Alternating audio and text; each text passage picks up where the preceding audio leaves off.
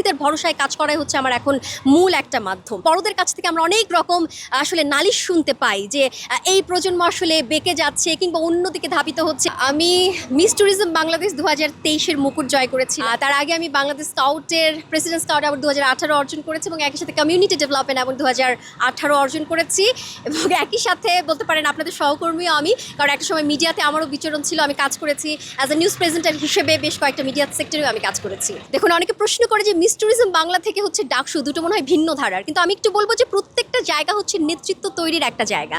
হ্যাঁ, miss tourism Bangladesh সেটা আপনারা বিউটি পেজেন্ট হিসেবে ধরতে পারেন, কিন্তু আমি যদি একটু স্পেসিফিক করে বলি, যখন আমি মিস ট্যুরিজম বাংলাদেশ 2023-এর মুকুট জয় করি তখন কিন্তু আমি সেখানেও লড়েছিলাম আমার বাঙালি সংস্কৃতি নিয়ে, আর আমি এবারও লড়ছি সেই বাঙালি সংস্কৃতি নিয়ে। অর্থাৎ আমি যে পদে দাঁড়িয়েছি সেটা হচ্ছে সাহিত্য ও সাংস্কৃতিক সম্পাদক পদে, এবং সেই পদে আমি পদপ্রার্থী। তো আমি মনে করি যে আমাদের যে বাঙালির যে শেকড়টা আছে এবং যে অপসংস্কৃতি আমরা দেখতে পাচ্ছি, সব কিছু মিলিয়ে একটি নতুনভাবে নতুন প্রজন্মের কাছে আসলে এই বাঙালি সংস্কৃতিটাকে পৌঁছে দেওয়ার একটা মাধ্যম হতে পারে। আমরা হারিয়ে যাওয়া পুরনো দিনের গান আমরা 90s-এ খুব অনেক রকম উৎসাহ উপভোগ করি, কিন্তু যখন আমরা এই প্রজন্মে আসি তখন আমাদের বড়দের কাছ থেকে আমরা অনেক রকম আসলে নালিশ শুনতে পাই যে এই প্রজন্ম আসলে বেঁকে যাচ্ছে কিংবা অন্যদিকে ধাবিত হচ্ছে, তারা অনেক বেশি মিডিয়ায় ঝুঁকে পড়ছে, তারা ফেসবুক স্ক্রল করছে, সামাজিক মাধ্যমে স্ক্রল করছে, কিন্তু তাদের বই পড়ার অভ্যেস কিংবা যে সংস্কৃতি চর্চার যে জায়গাটা আছে সেটা থেকে নাকি তারা অনেকটা ডিটাচ। তো আমরা সেই জায়গাটা নিয়ে কাজ করার একটা চেষ্টা আছে, এবং আপনি জানেন যে ঢাকা বিশ্ববিদ্যালয় হচ্ছে একটা কেন্দ্রীয় আতুরঘর আমরা বলতে পারি, এবং এই আতুরঘর থেকেই যদি আমরা বাঙালির যে সংস্কৃতি, একই সাথে যে সাহিত্য, সেই চর্চা যদি আমরা ধরে রাখতে পারি, তাহলে আশা করি যে নতুন বাংলাদেশের নতুন প্রজন্মের কাছে আর কি আমরা এরকম একটা সুন্দর বার্তা পৌঁছে দিতে পারবো।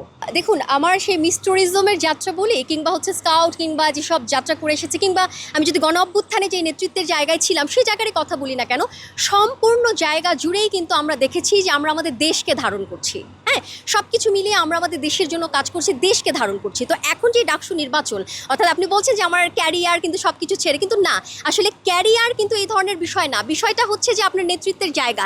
এখন আমার যে বিষয় বা মনস্তাত্ত্বিক যে জায়গাটা রয়েছে সেটি হচ্ছে সম্পূর্ণ এখন নেতৃত্বের জায়গা শিক্ষার্থীদের জন্য, অর্থাৎ শিক্ষার্থীদের ভরসায় কাজ করাই হচ্ছে আমার এখন মূল একটা মাধ্যম।